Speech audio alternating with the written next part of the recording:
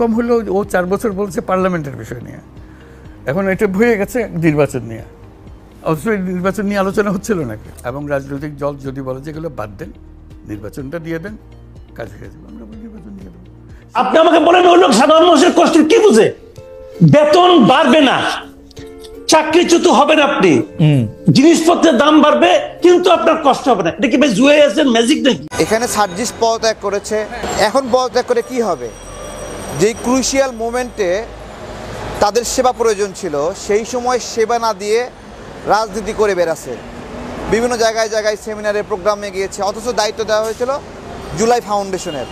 তাহলে জুলাই ফাউন্ডেশনের একটা লোকের এত জায়গায় প্রোগ্রাম সেমিনার করার সুযোগ আছে কিনা?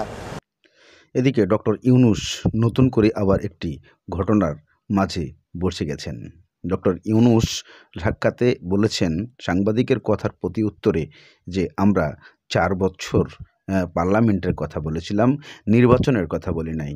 তবে যদি নির্বাচনীয় সরকার অর্থাৎ খুবই জরুরি দরকার হয় বাংলাদেশে, তাহলে আমরা সংস্কার করব না। আমরা রাজনৈতিক দলরা যদি বলে তাহলে আমরা নির্বাচন দিয়ে চলে যাব। এমন মন্তব্য সূত্র ধরে কত কিছু ঘটে গেল বাংলাদেশে। এদিকে সার্জিস আলম পদত্যাগ করায় অনেকেই ক্ষুব্ধ হয়েছেন যে সার্জিস আলম নিজের ব্যাগ ভরে বস্তা ভরে টাকা নিয়ে চলে গেলেন, কিন্তু কারো দিকে ঘুরে তাকালেন না। তাহলে কি এই প্রসঙ্গে ডক্টর ইউনূসও পদত্যাগ করতে যাচ্ছেন? এমন কিছু প্রশ্ন উঠে আসে। চলুন সাধারণ জনগণের। এখানে সার্জিস পদত্যাগ করেছে, এখন পদত্যাগ করে কি হবে? যেই ক্রুশিয়াল মোমেন্টে তাদের সেবা প্রয়োজন ছিল, সেই সময় সেবা না দিয়ে রাজনীতি করে বেড়াচ্ছে, বিভিন্ন জায়গায় জায়গায় সেমিনারে প্রোগ্রামে গিয়েছে, অথচ দায়িত্ব দেওয়া হয়েছিল জুলাই ফাউন্ডেশনের। তাহলে জুলাই ফাউন্ডেশনের একটা লোকের এত জায়গায় প্রোগ্রাম সেমিনার করার সুযোগ আছে কিনা? তাহলে প্রোগ্রাম সেমিনারে যদি করবে, তাহলে কেন দায়িত্ব নিল? আজকে 6 মাস পরে দায়িত্ব নিয়ে রাখলেই কি, ছাড়লেই কি? যারা ক্ষতিগ্রস্ত হয়েছে তাদের ক্ষতিপূরণ দিতে পারবে কেউ? আমাদের কিছু জায়গায় স্পষ্ট কথা রয়েছে, সবাই ক্ষতিপূরণ চায় না। কিছু মানুষ পা হারিয়েছে, কিছু মানুষ হাত হারিয়েছে, জীবনের জন্য প্রতিবন্ধী হয়ে গেছে, বিকলাঙ্গ হয়ে গেছে, পঙ্গুত্ব বরণ করেছে। এই মানুষগুলোকে তো স্পেশাল কেয়ারিং দিতেই হবে, তাদের জীবন ভর চলার মতো একটা ব্যবস্থা করে দিতে হবে। যে মানুষটা চোখ হারিয়েছে, তার সঙ্গে আর কি তুলনা করা যায় বলেন? আর কি ত্যাগ করতে বলছেন তাকে? আমরা এমনও কিছু কিছু আছে যাদের চোখের চিকিৎসাটা দেশের বাইরে নিয়ে গেলে একটু হয়তো ভালো হবে, ওই মানুষগুলো ঘুরছে কিন্তু কোনো সুরাহা হচ্ছে না।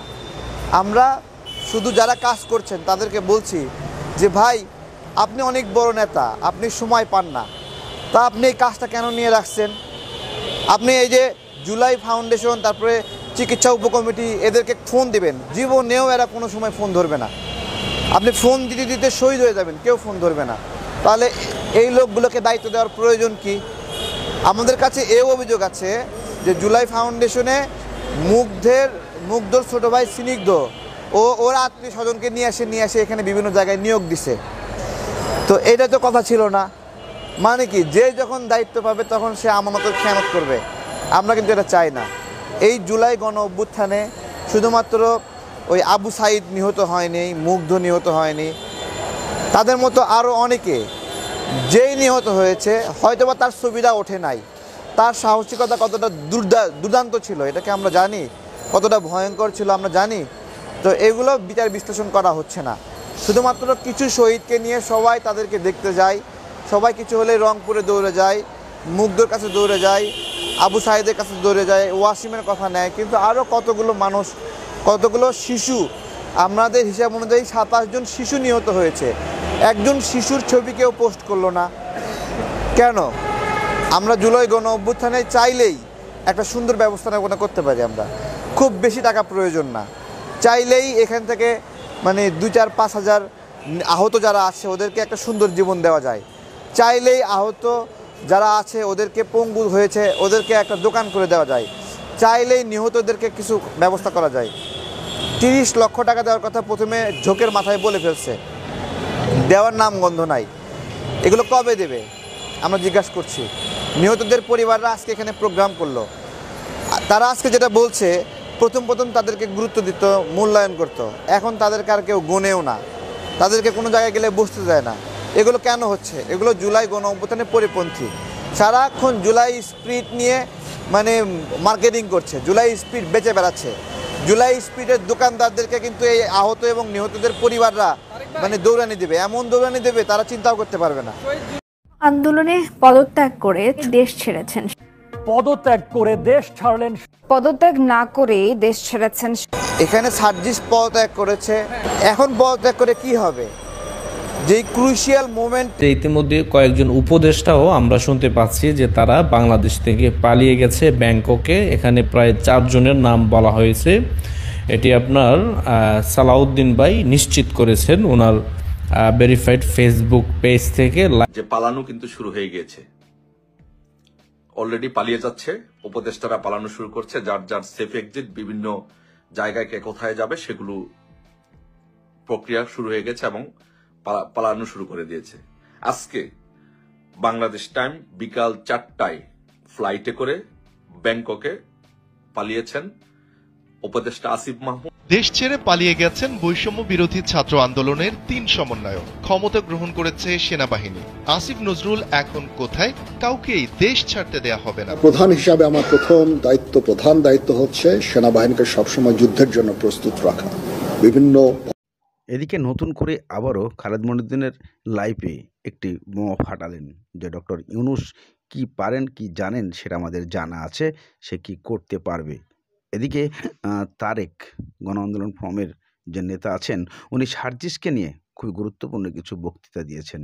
যে বক্তৃতায় উনি বুঝাতে চেয়েছেন যে আপনার যখন প্রয়োজন ছিল তখন আপনি সাধারণ মানুষের জন্য কিছুই করেন নাই, আপনি বিভিন্ন জায়গায় মিটিং মিছিল করে বেড়িয়েছেন।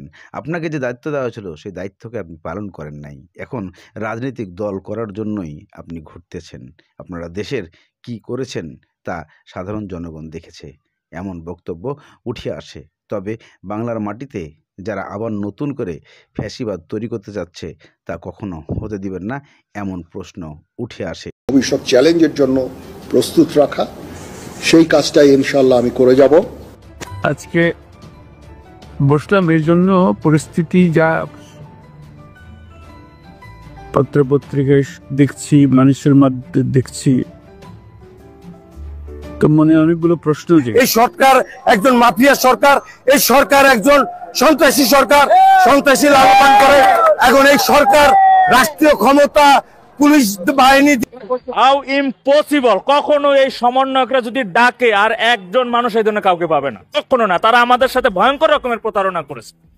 সমন্বয়কদের ডাকে আর কেউ কখনো যাবে না, একজন মানুষও যাবে না। তারা আমাদের সাথে বেইমানি করেছে, বন্যার টাকার মতো জুলাই ফাউন্ডেশনের টাকা মেরে পালিয়েছে।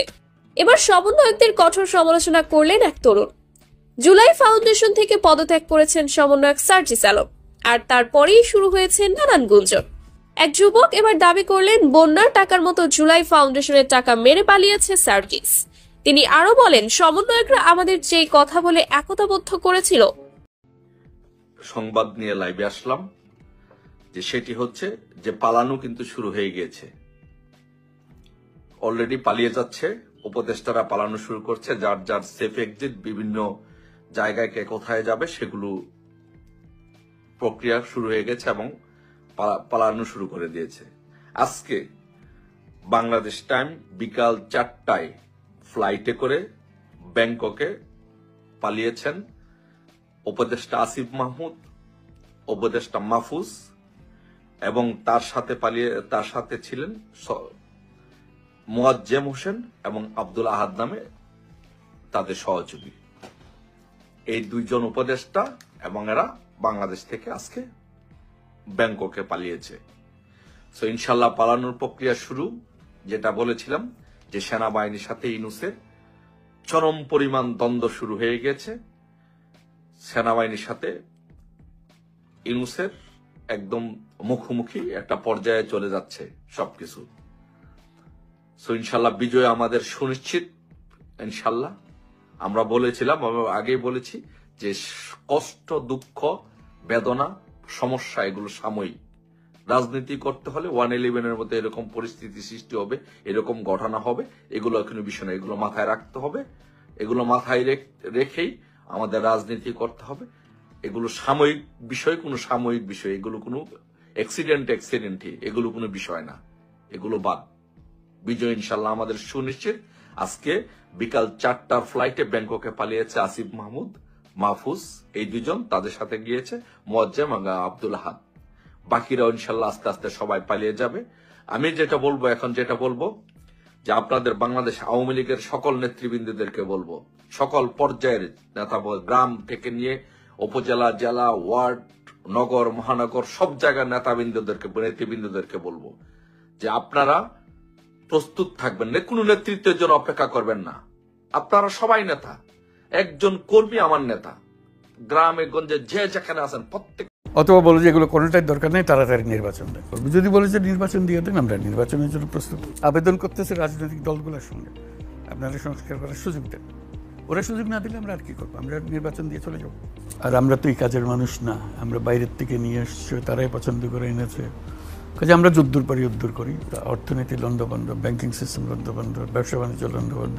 যাদের নিয়ে আমাদের কাজ করতে হয় এই উপদেষ্টা মণ্ডলে, তারা বলে আজকে আমার ছেড়ে দেবে, আমি কি করে চলবো? এই বেতনে আমার ছেলের বেতন দিতে পারতেছি না। আমার যত তাড়াতাড়ি পারেন এই নির্বাচন দিয়ে দেন, আমরা যাই। আর আমাদের তো সাজানোর তো দরকার নেই, আমরা তো নির্বাচনে কন্টেস্ট করতে যাচ্ছি না যে সুন্দর দেখাইতে হবে আমাদেরকে। আমাদের তো সেই ঠেকা নাই, আমরা যা আছে সেটাই বলি, বরং খারাপ হলে সেটা তাড়াতাড়ি বলি যে ভাই এই খারাপ অবস্থা আমরা পাইছি। এখনো অনেকে প্রশ্ন করছে এরকম আপনারা আবার কোনো নতুন করে ফ্যাসিবাদ তৈরির দিকে হতে পারে। আমি সেটার জন্য বলছি যে সংস্কারগুলো করে দেন, সংস্কারগুলো হলে আর ওগুলো হবে না। ভাঙা হাটের মধ্যে যা যা করতে হয় সেগুলো জোড়াতালি দিয়ে চলবে। আমরা তার নতুন পুলিশ আনতে পারবো না, এই পুরান পুলিশকেই জোড়াতালি দিয়ে চালাতে হবে, নতুন ব্যুরোক্রেসিকে দিয়ে জোড়াতালি দিয়ে চালাতে হবে। অনেক কম হলেও ও 4 বছর বলছে পার্লামেন্টের বিষয় নিয়ে, এখন এটা ভুলে গেছে নির্বাচন নিয়ে। অথচ নির্বাচন নিয়ে আলোচনা হচ্ছিল নাকি? এবং রাজনৈতিক দল যদি বলে যে এগুলো বাদ দেন, নির্বাচনটা দিয়ে দেন, কাজ হয়ে যাবে, আমরা নির্বাচন দিয়ে দেবো। সেই জন্য বলছি আমি তো বলতে পারছি না। দ্রব্যমূল্য আপনার সরকারের সবচেয়ে একটা চ্যালেঞ্জিং, এবং আপনিও বারবার বলছেন আর কি। একটা রেফারেন্স এমনি আমাদের প্রশ্নের মধ্যেও যে 75-এর পরে যখন পট পরিবর্তন হয়, আমরা দেখি খুব ড্রাস্টিক্যালি ইনফ্লেশন 75-এর 15ই আগস্টের আগে প্রায় 65-র কাছাকাছি ছিল, রাতারাতি 15 দিন 20 দিনের মধ্যে সেটা অলমোস্ট নেগেটিভে চলে আসে। আপনাদের সময় অনেকেরই একটা ছিল যে ইনফ্লেশন অনেক কাম ডাউন হবে, কারণ চাঁদাবাজরা চলে গেছে, বা যারা আগে অন্যায় করে বিভিন্ন রেন্ট সিকিং করতো তারা তো সব পালিয়ে গেছে। দ্রব্যমূল্য কমছে না কেন? সেটা আপনারা রিপোর্ট করতেছেন কেন, কমতেছেন, এটা আমার বলার তো দরকার নাই। 6টা বন্যা গেছে, সেটার ধকল সহ্য করতে হচ্ছে। ফসল নষ্ট হয়েছে, সবজি নষ্ট হয়েছে, এক জায়গায় তো না, বিভিন্ন জায়গায় এটা হয়েছে। কাজে সেটার একটা ধকল। তারপর যেগুলো ইম্পোর্ট করা হচ্ছে সেগুলোর হলো যে এক্সচেঞ্জ রেট চেঞ্জ হয়ে গেছে, এক্সচেঞ্জ এই টাকা এই ডলারের পরিবর্তন হয়ে গেছে। কাজে সেখানে খরচ বেশি হচ্ছে, এই জন্যই ইনফ্লেশন হাই হয়ে গেছে। স্যার, ব্যাংকিং খাত সংস্কার নিয়ে ইতিমধ্যে আপনি নিজেও আপনার বক্তৃতায় বলেছেন অনেকগুলো ভালো উদ্যোগ নেওয়া হয়েছে। একই সঙ্গে আমরা এটাও দেখছি যে আমানতকারীরা তারা আগেও যখন বড় বড় ব্যাংক ডাকাতরা ব্যাংকে তছরূপ করেছে তখনও অসুবিধার মধ্যে ছিল, এখনও নতুন পরিস্থিতিতে অসুবিধায় পড়েছে। কিন্তু আমানতকারীরা তো আপনার কাছে প্রত্যাশা যে তারা এই ভোগান্তির মধ্যে পড়বেন। এটা হলো যে এখন অপশনগুলো কি? একটা হলো যে টাকা দিয়ে দাও, ব্যাংক বন্ধ করে দাও, যে সে আর টাকা দিতে পারতেছে না, তার চেয়ে অল্প অল্প করে দিয়ে ব্যাংক বাঁচিয়ে রাখো। বহু রকম বড় বড় প্রতিষ্ঠান বেতন দিচ্ছে না, এটা কি করা যাবে? এটাকে বন্ধ করে দেওয়া, বিক্রি করে দেওয়া? বিক্রি করার হলে আইনের প্রশ্ন আছে, কার জিনিস আপনি বিক্রি করতেছেন? সে যদি তেল আমদানি না করে, আমি ভোজ্য তেল পাচ্ছি না। সে যদি চিনি না আমদানি না করে, আমি চিনি পাচ্ছি না। কাজে তাদেরকে চালু রাখবে, চিনি আসবে, নাকি বন্ধ করে দিয়ে চিনি বন্ধ করে আরেকজনকে চিনি আনতে হবে, কে চিনি আনবে? কাজে এইগুলো দোটানার বিষয়। আমরা স্বয়ংসম্পূর্ণ হয়ে গেছিলাম, এখন স্বয়ংসম্পূর্ণ আর নাই। এই 6টা বন্যার কথা বললাম, একবার ঠিক মৌসুমের ধান কাটার আগে নষ্ট হয়ে গেল সব। কাজে এই বিরাট একটা ঘাটতি, সেই ঘাটতি পূরণের জন্য এখন ইম্পোর্ট করতে হচ্ছে আমাদেরকে। সাংবাদিকতার বিষয় না, এটা হলো যে একটা জায়গায় যাওয়ার অনুমতি পাওয়া না পাওয়া। আমি টেলিফোনে সব কাজ এখান থেকে বসে করে ফেলতে, শুধু ঢুকতে পারতেছে না, ঢোকার অধিকার